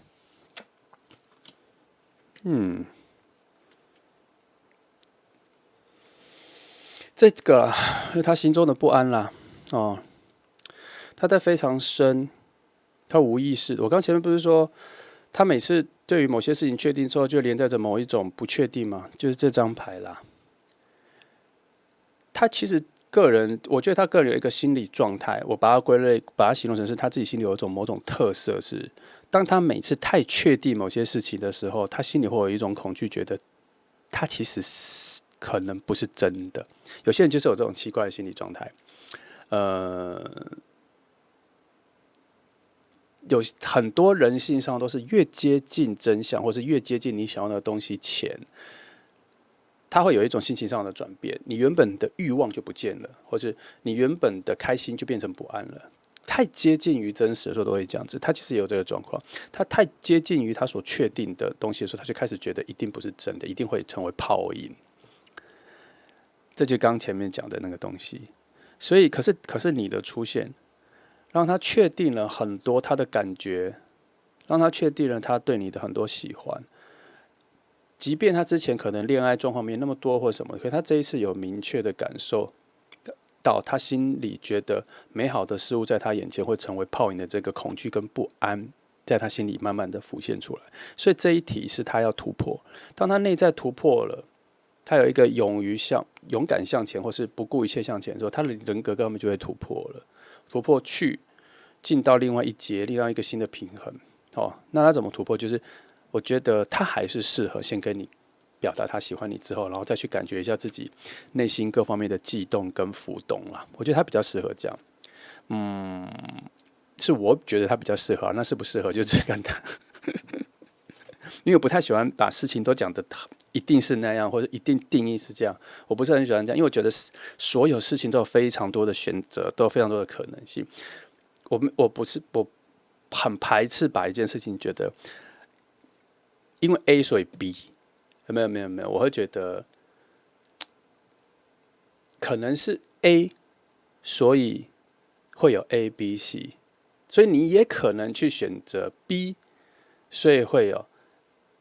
A、B、B、B、C、B， 那你也可能会有 C， 那我可能会给你建议出 D， 所以你要去想你比较适合哪一个，因为它后面出来的东西会很多种，所以我真的不是很能够跟你说，他就是因为这样，所以他因为太确定、太靠近你、太确定那个，所以他就产生了某种不安。我觉得他还是有很多可能性啊，他可能曾经有过很明确的失望过了，所以在他心底在他这个位置出现了一个他没有办法很明确意识到他的不安从哪里来的。这个很多时候被归类在小时候的阴影啦。小时候阴影，在小时候你被某个东西吓过之后，你会对类似的东西开始产生阴影。可是你长大之后，并不能回想原来是那一件事情所产生的。所以我觉得他内在有某种阴影。可是他这一题，他遇到你之后，我觉得他找到一个契机点了。你出现可能是他的一个贵人呢，是他终于要突破了他内在的那个阴影的时机到了。好，因为你这边给他的确定的，他确定他喜欢你，他确定他想要靠近你，这个都是一些很强的正能量，是在吸引他变好。而且他需要突破，那我这个时候我就比较支持他突破。好，那他不突破，在这个东西也是安全的，没有问题。好，来，我们来看这5张，选一个来看一下，我觉得的状况。好，我们找好的，找世界牌好了。看看世界牌说他看到的方向是什么啊？因为这个是我3张之后还有6张的要翻。所以我就说，最近光5张我就可以看到很多，不知道为什么，不知道是我什么讯息的门打开了，我也不知道，还是因为我占卜的工作室的位置换了能量聚集的方式不同了，我也不知道，这个部分我就自己都不确定。来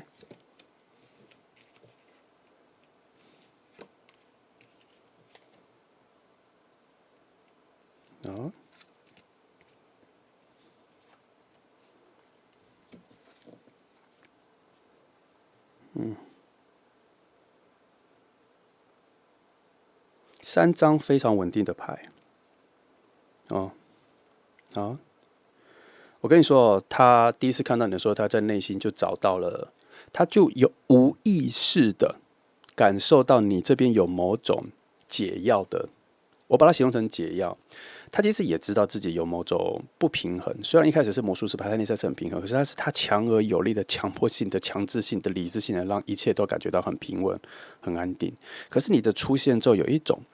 不需要那么努力就能产生的一种稳定、安定、舒适感，在他第一次遇到你的时候，他就有感觉到，所以他内在会有一种非常确定的、明确的、具体的好，他想要追寻，然后在你身上是这个。可是我刚前面说，他一直都有在伴随着每件小细节都有伴随着不安，所以他每一个都在慢慢的突破里。你看到这里有这里有节制牌这里有圣杯2，双向的平衡，再加上女王的金币牌，这3种稳定好，这3种稳定同时出现的时候，在世界牌的下面，而且你知道这个画面要怎么形容？有点像是在一个纯黑的黑暗里面，他看到天空有一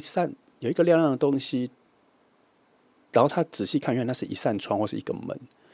好，他其实进得去，而且他在门后，他看得到他心里所向往的那一个安全感。那安全感是什么具体的形容不知道，反正他这个里面的所有的故事画面，在他心里有开窍了，这就是他想要的安全感的具体显化的样子。所以他一定要看看能不能想办法跳上去，或摸到那个窗，摸到那个门，他要爬进去。他现在心理状态是这样子，所以那一扇窗打开的，那就是你的出现的那一种感觉。也不能说一定是从黑暗的地方，可能它是一个有时候是一个花园，反正它天上就跑出了一个吸引他注意，他就是要跳进去的那一个东西。可是为什么要在天上？因为它有个距离，它有个难度。这个距离，这个难度，就是他要突破的自己的阴暗面，或是突破的自己。好，我这边比较看得到，原来你身上出现的是哪一个？所以在这一题来说，你确实是他的贵人，而且你是他的极大的一个补缺作用。你补足了他某些没有的东西，即使他在外在会给别人看，他是一个非常冷静、非常安全什么的，可他内心的那一个空缺，他内心的某种渴望，他可能已经放弃的某种渴望的东西，他用别的方式自我稳定下来的东西，原来在你身上可以轻易的获得。我不知道你的特质是什么，可是你给他某种舒适的、安定的感觉，那是他的缺口里面所定义出来的舒适安定。也许你是觉得你是一个浮动，没有什么，可是在他眼里不一定是这么觉得。好，这边看到。来，我们来看其他6张牌哈。来，又到37了。好，这6张我来帮你做一些细节的延伸看看哈。为什么常常犯这个？因为这6张包含了高度的理智跟高度的怎么讲情绪就是感性啦，感性，我常忘记这个字，感性。很浓烈的感性讯号。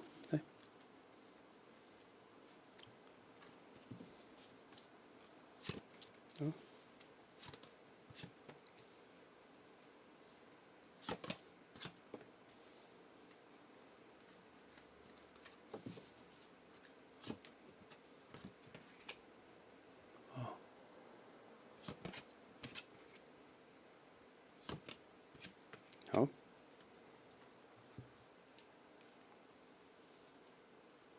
看一下哈。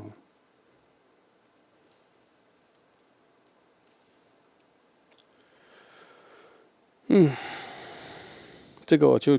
快讲，因为其实很多都已经讲到了。可是我 just codes，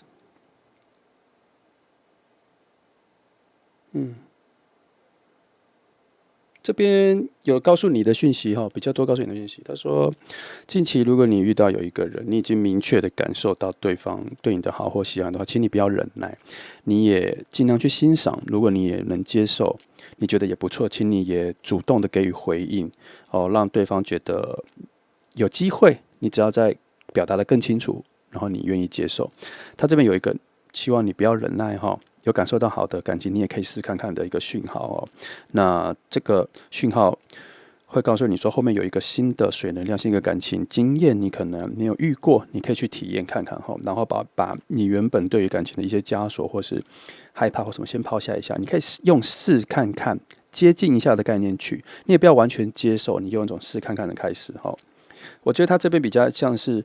你有那一个打开他某些罩门、某些阴暗面的钥匙啦。只是可能要用10把钥匙才能打开，但是你有1把，你先打开一点点看看。如果你有感受到附近有这样子的人的话，请你接受一下。这边是给你的提醒。我觉得他这边的解放是希望你主动去把那门打开，因为对方可能会把节奏或什么弄慢。所以当你有敏感感觉到这个讯息的时候，那就差不多可以打开一点点了。看一下这里3。这个人会出现在你跟朋友出去的时候，交际场合。跟朋友出去的时候，他是一个不是新的，他之前是新的，所以他是不是在你们附近很久的人？他是最近可能半年、1年才出现的人，2年有可能，2年。我因为他这1、2年我都觉得算很新了，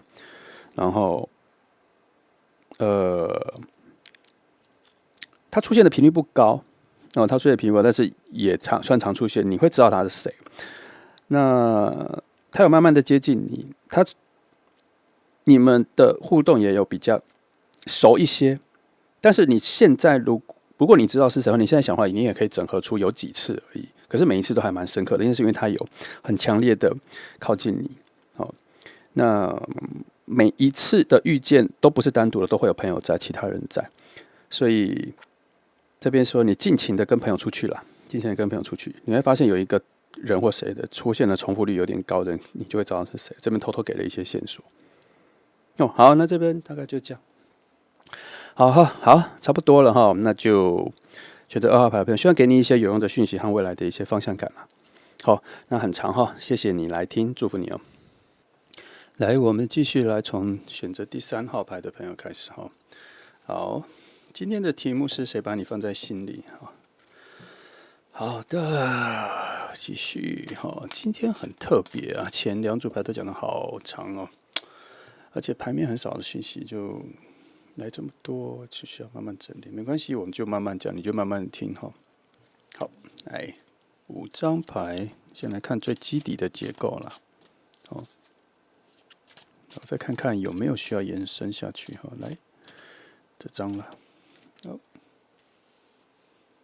好，看一下哈。金币皇后，为什么觉得这张今天出现的几率挺高的？好像3组牌都出现了。如果延续前2组牌的讯号，加上这里又出现的话，我想这一次的今天的这天能量哈，都有在讲一个讯息，就是在稳定的状况里面，都隐藏着某一种需要翻转的契机。也就是说，你现在的稳定是为了培养之后面对新的翻转的能耐啦。好，这听起来有点像废话，可是你要听出之中的一个差异，就是有准备跟没有准备面对那终究要翻转的时刻。所以今天这3组牌都有一个状况，就是当这个人要告白的时候，都会产生一种新的转换，都会产生一个新的跳跃。那它这个转换是因为它是从塔牌，它不是从死神牌。它这个钱币皇后底下的是塔牌，它映射的有一个角落的牌是塔牌，然后它搭配了命运之轮，又搭配了世界牌的些微能量，某种角度有照射到的能量，所以它是一个通往重建的方向。也就是说，今天这3组牌，即使到第3组牌，我都先跟你说，它都有一个这一段恋情，这一个把你放在心里的人，他们都有一个主动性，或是有一个意念，可能要接近，或是驱使他可能会告白。所以，当这一件告白跟表达情感的事情发生的时候，你这边的能量、跟你的人生、跟你的状况，都会有一个重建。为什么是重建？表示你原本身身上的一些性质、特色、能量，要重新整理一下啦，排列组合。所有的特色，你的优缺点都放在桌上，可是没有排列整齐。这个人出来所带来的某种正能量跟影响，会让你，我觉得是不自觉的就把它整理完了，然后你会有一种好像变松了、变轻松的一种，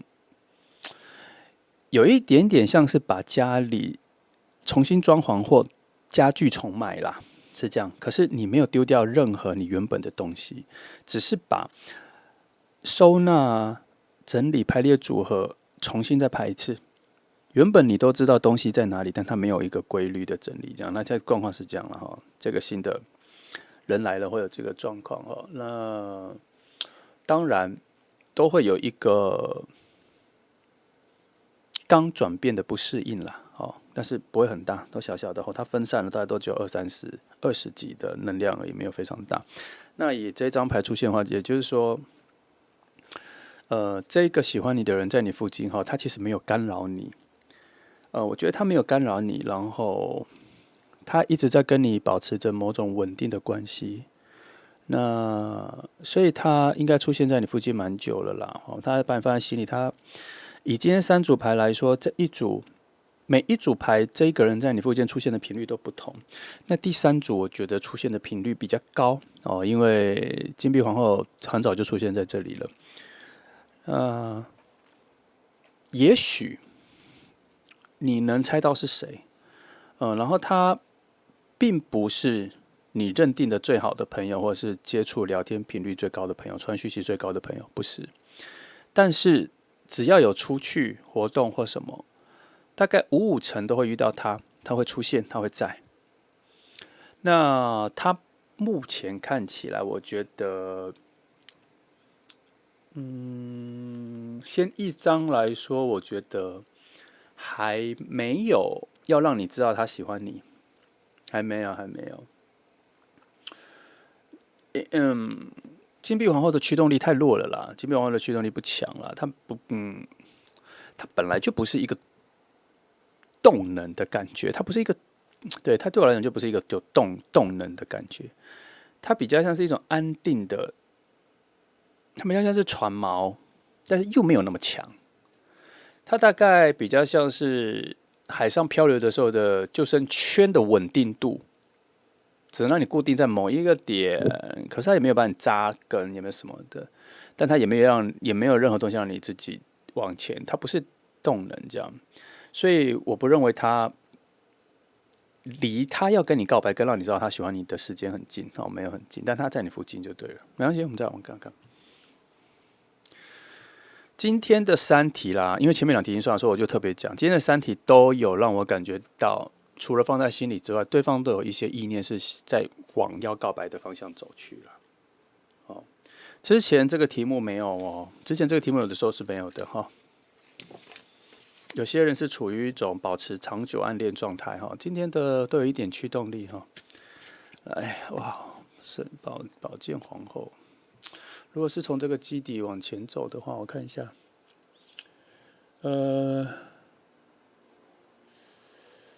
那，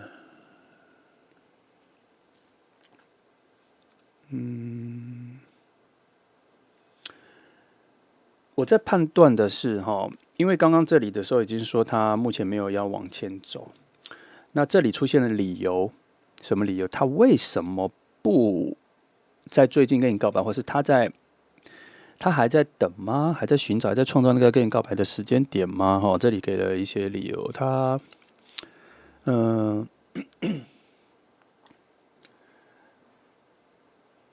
的不去，他就是说，如果以能量来说，他必须要收集完4种能量，风水火土的能量，就是说，他心里要有一种燃起的全新的生命力，对于跟你告白的渴望，好，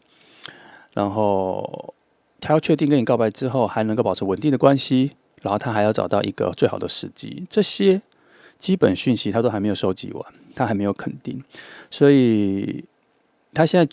唯一能保持的是跟你一个关系上的稳定，而其他3种能量，就土能量的关系已经保持住，其他3种能量都没有。那宝剑皇后出现了，他其实也在映射一件事情啦，他之前有一些恋爱的不快乐感。在很接近你的时候，产生对你的喜欢的时候，有被诱发出来一点点，但很少哦，不到3成，大概1成2成的一点点而已，而且是偶然会感觉到，不是时常出现哦。那这感觉会让他有一点往内缩哦，因为他这个宝剑皇后里面又带了一些宝剑3、宝剑2的一种内缩能量哦，所以这几种原因让他近期哦，只能先把你放在心里，他还没有那个主动性，已经2张牌都没有任何主动性，而且还有一种退后一点。那所以你会很明确知道是他喜欢你，他会表达的时间点不在最近。如果我说最近，就大概3个月到6个月，这段都算最近哦。所以他跟你保持这个关系还有一阵子啦哦。而且我必须说，这张牌底下，其实有女祭司牌在下面控制，所以那一个平衡，这个关系的宁静感有被约束住哦。要突破现在的关系比较难，要突破这段关系比较难哦。那从你的角度，我这边可以给你的，一开始就可以给你一个比较好的讯息是，比较有用的讯息是，近期你跟你周边任何人、任何朋友、亲朋好友，就是跟你比较会见面的啦，反正就是这半年你会遇到的人啦。频率大概都会超过2次的，或什么的，就是我都觉得是高频率了。每个月遇到1次都已经算很高了的人，都给他们比你原本的回应再更好一点，再加强一点好的回应哦，因为这个人藏在其中，然后他其实有点不安啦，有点不安，因为当他对你的喜欢的情愫比较变了之后，我跟你说，他对你的喜欢的情愫啊，恋爱的情愫不是一开始就有的，这一题是慢慢跑出来的。当他开始意识到有的时候，他有点不安啦。他在你附近的时候，会有一点难以使用他原本的个性，但是出于你的回应都比较有善意的时候，我们不是为了要引诱他告白，而是让他舒服一点，让他舒服一点哈。我觉得这个善的能量会回转，会旋转，会循环哦。所以你这边可以做的是这个。我再看一下底下还有什么能量在发。他这个能量下面还是有在讲一件事，就是说要慢一点，慢慢的，他会找到跟你的最好的关系状态啦。等到那个关系状态他确定了，他会往前一步，表达对你比较多的好，但不一定会让你知道。等到他开始感觉比较，现在还不到哈，会慢慢会变得比较明确，知道他跟你的关系应该要长什么样子的时候，他就会比较有一些付出了。你会开始接受到一些似有似无的好感跟喜欢你的讯息会慢慢出来。好，这底下藏了蛮多东西的啦。哦，你再期待一下哈，而且不止这些，它底下也有世界牌躲在里面哈。它其实有一个引导是有往下一阶的方向再慢慢前进，只是还比较远，比较慢。好，那个开始前进，那只有3%5%的速度而已哦，还没有到很远。所以先善待一下你周边你已经认识的人，加强一下对他们好，更有善意、更欢乐的回应他们，我觉得可以促进这个节奏哦。但这不是我们的目的，我觉得目的应该是让他不要那么紧张，再松一点，让关系再更好一点哦。哎，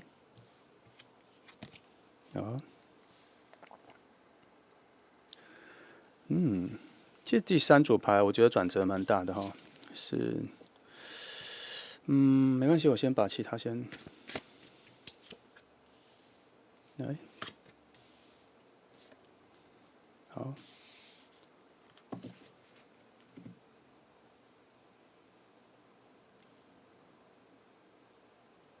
反光，好，没关系，那就这里。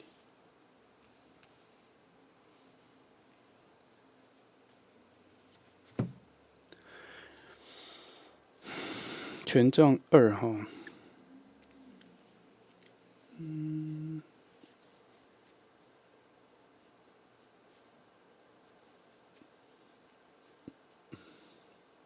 可是我停了一下哈，因为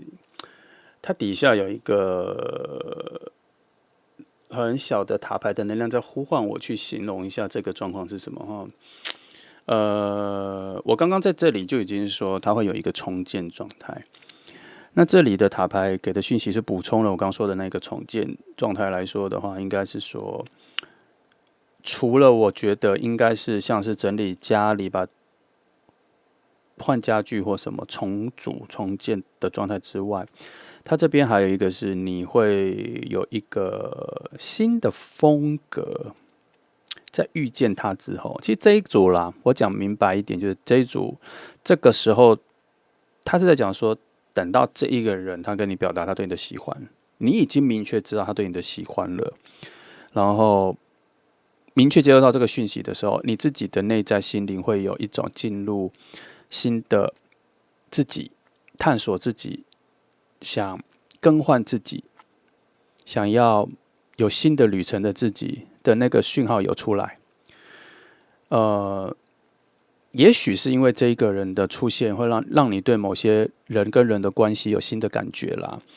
因为从这里可以看出来，他的出现比较像是说一个朋友跟你的告白，所以你心里会有一种冲击，不是打击，它会有一个冲击，是你会想要重新定义一下人跟人的关系的层次，或是也不是说要重新定义，而是你想要重新认识，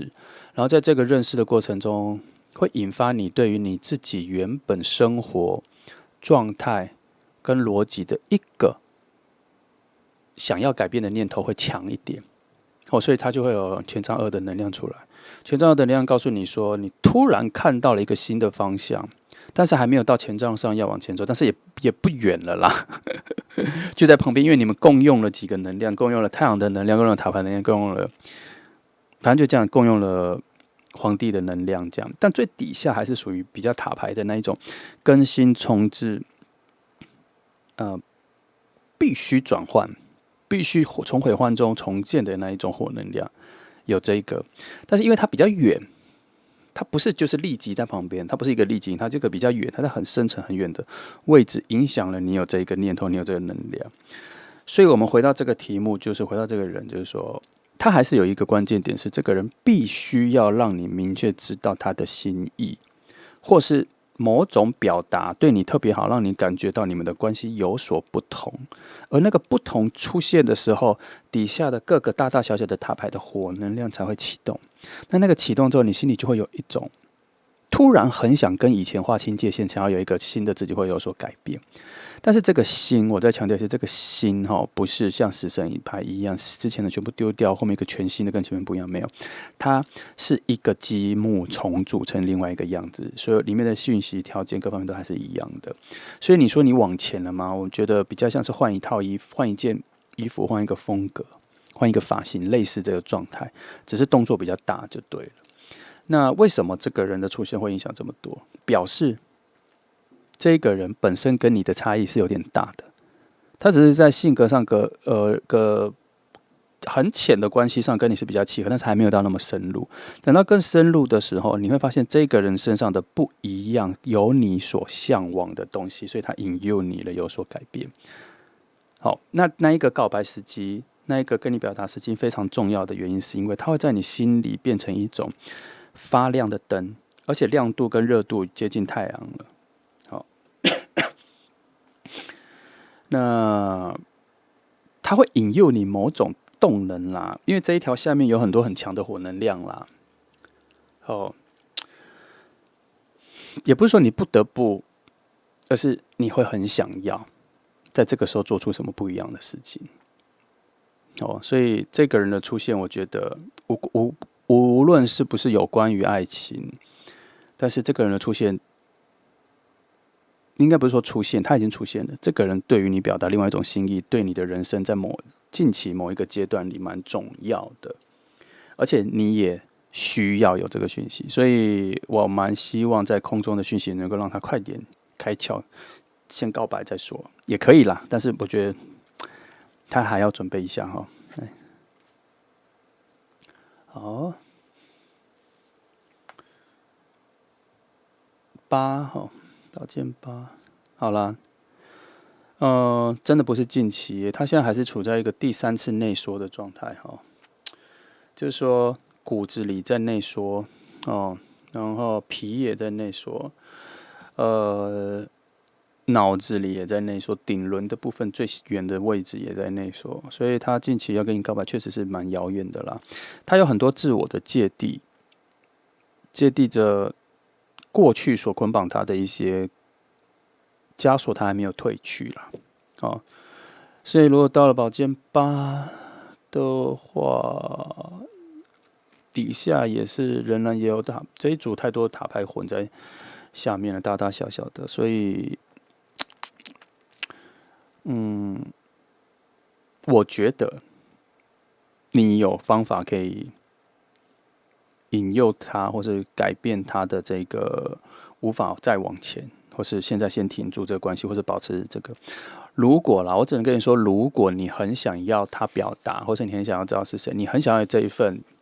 表达，如果你很想要我先跟你确定部分你现在很想要，但如果你觉得 OK， 随自然而然有就好，而不一定要强迫，没关系，那这个就没关系。如果你现在真的很想要什么，我觉得你可以释放出你希望有人陪的讯息，可是要释放的好一点，要更善良一点，不要太多的渴望，或是感觉自己需要被需要补缺，没有，你要柔软去释放。你羡慕有人的爱情，羡慕爱情，或者你羡慕一份温暖或什么，这个角度可能影响一点。但我必须提醒，这个意念开始释放出来的时候，它就变得太刻意了，它会有点跟自然而然背道而驰。但是为什么我要跟你讲这个？因为我怕有些人、有些观众可能太需要爱了近期。那你后面再想办法修正。那你可以释放出一下这个讯息，这个是主动的让你的概念跟讯息流到空中的意识里，看会不会传到哪里。但我不确定有没有用，但我只能说，我有看到某些缺口是可以让你的讯息流动到他那里的时候，在这个提醒。那记得，你一定要先确定你自己有没有很需要，这样子你释放出来的讯息才会很自然。如果你没有，你只是想试看看，那个不自然也会被感受到，那就会无声无息的被略过，知道吗？讯息就没用。这个概念比较像说，有时候你 po 一些文章，你满怀期待的 po， 然后你是什么，就发现没有反应，主要是因为你满怀期待的 po， 想 po 的时候，其实你内心有很多的杂念，比如说想让别人看到，想别人认可，可是你自己内心也没有完全认可，你只是觉得大家都 po 这个东西，你也很喜欢，然后当下你就很想 po，然后什么的，可是没什么反应，那就是因为大家都有察觉到那份不自然，跟不是从你自己，也不属于你的讯息，大家很难具体的去形容那是什么，可是大家的反应很直接，就是我没感觉，就是这样。所以你这一题，你一定要非常确定你自己很需要，再去把那一份希望有人陪的讯息释放出来，才会有用哦。但我的支持这个做法的程度只有不到10%，但我只是告诉你有这个讯息可以试看看，可以做看看，不是试看看哦。好，那我另外80-90还是比较支持自然而然的让他自己突破，因为他的故事线还在跑。你的故事线也在跑，还会有未知的事情要发生，会改变意念哦。来，记得刚刚一开始说是在往比较好的方向走，那就去耐着性子等就好了。好，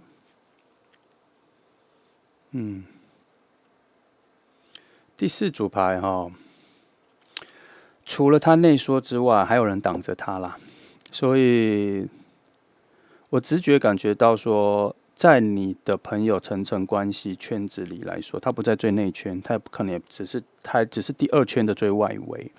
他偶然会看到你，可是他进不了最内圈。他觉得他还摸索不到你跟人的关系的最亲近是什么模样啦，所以他进不去，他也找不到窍门，所以他现在只能在旁边把你放在心里，静静的看这样子。然后加上他自己对于这个。对你的喜欢，对于这个表达的还有蛮多的不确定。刚刚我就说能量还少了一些啦，现在只有土能量维持它，其他的能量啊，感觉都还没有很稳定，所以他保持着安全的在你身边，把你放在心里，有时候想着，然后看看你开心就好了。这个状态对他来讲是最安全的。那我必须坦白说，在他最心底，其实有一个声音是没有想要突破。没有想要突破，因为对他来讲，心底有设定成有点太难。不过我在这里发现，他会跟你告白、表达心意的关键点跟时刻，跟他心里有没有觉得很难没有关系，而是他会有一个突然的觉醒。那我有看到那个突然的觉醒的能量，因为下面塔牌太多了，他一定会觉醒的。然后。他是无法自拔的就觉醒了。这种情况有时候很像你以为你星期一早上起来会觉得很不开心，就你突然今天星期一起来的时候，突然精神活跃，充满希望，突然觉醒了什么，是你周末的时候不知道你吸收了什么，早上礼拜一起来就突然觉醒，然后你会在每一次以后的每个星期一都让想到这一个星期一所带来的那一个新能量跟觉醒能量，而以后你再遇到星期一要上班的那种不高兴的时候，你就会想起说，我曾经有过很开心的迎接星期一，所以星期一并不等于很难受的去迎接它，会有这一个概念。我说的这个突然的觉醒，无可自拔的觉醒就是这种概念，所以他会突然有一天会这样子，所以他就会突然觉得他自己心里的那一个，他想要在一个有安全感的方式跟你表达，或是跟你接近，或是他想要做到更多的讯息，或是更多的比较舒适的讯息，或是他有点害怕破坏你跟你的关系，这些讯息，他突然会有一天会觉得说，哎呀，不管了啦，先告白再说，因为他其他的能量，或是他在自己的故事线里，他会从别人的故事，或是看电影、看文章、看别人的，就是网络上一些人，他就突然会觉得，他不能再这样，他想要再多做一些事情，所以你就再等一下啦。我觉得他会利用着他内在里的某种莽撞跟冲动去靠近你，然后到那个时候，你就会回到这里我刚刚说的，你会不小心开始知道好像是谁，然后感觉到某种新的好意，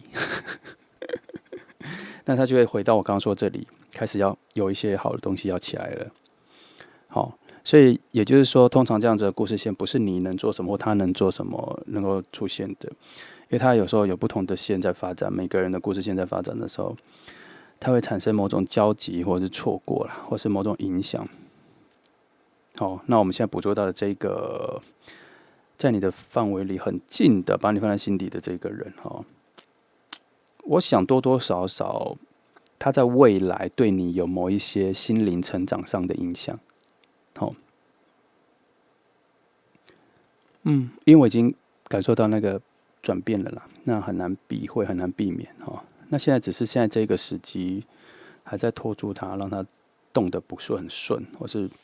没有要跨出那一步，那个脚被绑死了。哦，来，我们往下看一下。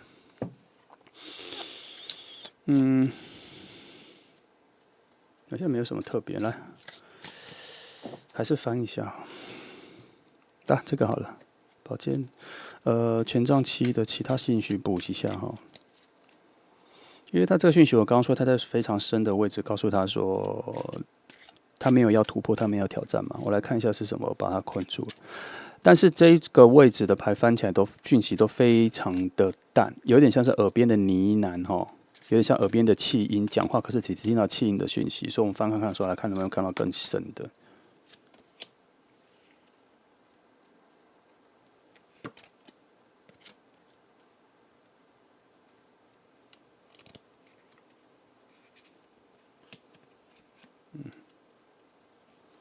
7，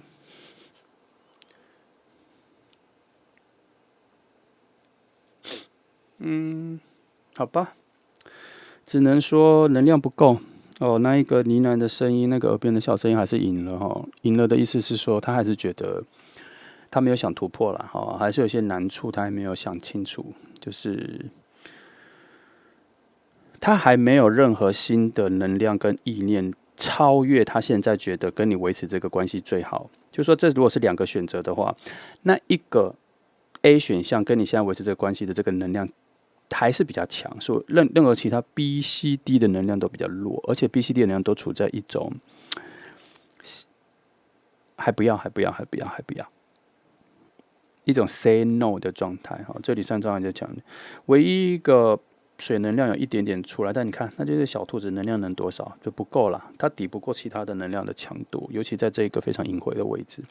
不强，所以目前来说，现在这时机还不到，就只能说现在这时机还不到。来，我们来看其他的哦，还有6张，我把它翻完哈。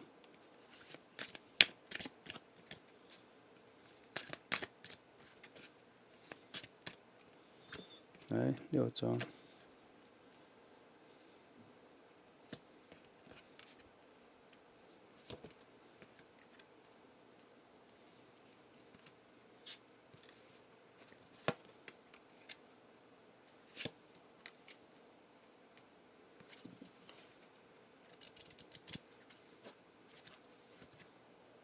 好。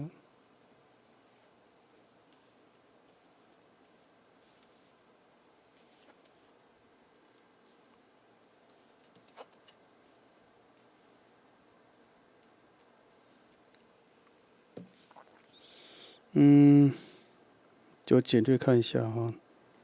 这6张代表了我要观察所谓的理性与感性的偏激点。我想看这2个东西如何拉扯哈。来，理智方面说了哈，很多东西都要重新收集啦哦。都还没有找到啦，还需要重新培养啦。白话说什么？他要跟你告白之前哦，他想要确定的很多东西都还很多啦。主要还是因为你的存在让他有一些他身上没有有用的策略，他原本的方法或什么，似乎他有感觉到不适用，所以他还需要找到其他稳定的能量。我刚一开始就说，他现在只有土能量去维持你跟他的关系，可是他要怎么跟你表达情感，或是跟你怎么相处，或是什么的。当他心底对你的情愫有新的情愫开始之后，他就已经被打乱了啦，所以他现在重新收集了，他想要重新知道跟你的关系的细节还有哪些啦。简单来说这个人他没有办法。你去听，可以听看2号牌。2号牌是非常高度理智判断情感的人，可是3号牌这一个，他是综合型的，他每一种能量的优点都学会了一些，所以他并没有特别哪一个东西擅长，所以他必须要先确定非常多东西。他其实也很难具体的觉得是哪些东西，可是他会有一个直觉，知道说现在可以了啦，可以靠近了，可以跟你说了。但我发现的是，当他开始觉得可以的时候，其实是用了一股冲动跟耐不住性子，他也不想等了的那个冲动。但我觉得这是适合他的方法，因为底下的火能量很强，只是现在都还没有浮出台面那我觉得纵观这些看起来的话，他需要一个儿童时候的自己。那种我常说的就是很想要某个玩具，就会跟父母拼命的要，你不会顾太多，就是想要拼命的要。他必须要有这个念头从他内心跑出来的时候，他就会很接近你，让你知道他喜欢你。然后我觉得会蛮明确的，不会支支吾吾的，会蛮明确的，因为他会处在一种比较笨拙、比较茫然、比较呆板的方式去跟你，让你知道。那记得要给，当你遇到这件事情，要给很好的回应，要善意的回应不要冷漠然后从其他维度看，这边说等等看啦。现在有一些好的事情正在努力的打造中好的东西正在努力的打造中。那打造的过程里面还有很多东西在调和，但是好的东西已经运到了后半段了。你再等一下，已经运到后半段了。也没有很接近终点，但是已经运到后半段了以时间来说，已经到后半段了。好的，大概是这样那第3组比较简单啦我大概就讲这些我做个小总结，这个人应该是你的朋友那距离不会很近，但是他出现的频率很固定，也没有很少。只是他现在跟你的关系，他维持在比较淡的朋友，也没有算非常熟你们交集频率也没有很高。那他也没有计划性要慢慢接近你，因为他现在还找不到方法，所以他现在跟你维持一个比较好的关系，比较好的状态。但是他很有可能突然会跟你说，或是突然让你感觉到他对你的感觉跟其他人不一样，你会明确感觉到。那你要做的回应，尽量给一些善意的回应比较好，因为这一个点当你开始感觉到你有被朋友有不同的感觉喜欢的时候，我们刚刚说了，因为你的下一个故事线就展开了从这里就会展开，它会趋向一个比较好的，它需要重新打造的。从你，然后你也会开始有一个新的自我的概念，是想要有所变化因为它这一件事情对你来讲有一点点冲击那你可以跟这个新的关系多相处，然后多认识一下自己因为我觉得这个关系蛮新的，在你的人生也蛮新的。然后，反正他讯息就是这样了。那以比较宽广的角度来看这一件事情来说的话，这一个人开始有动作跟你告白，让你知道他喜欢的时候，其实，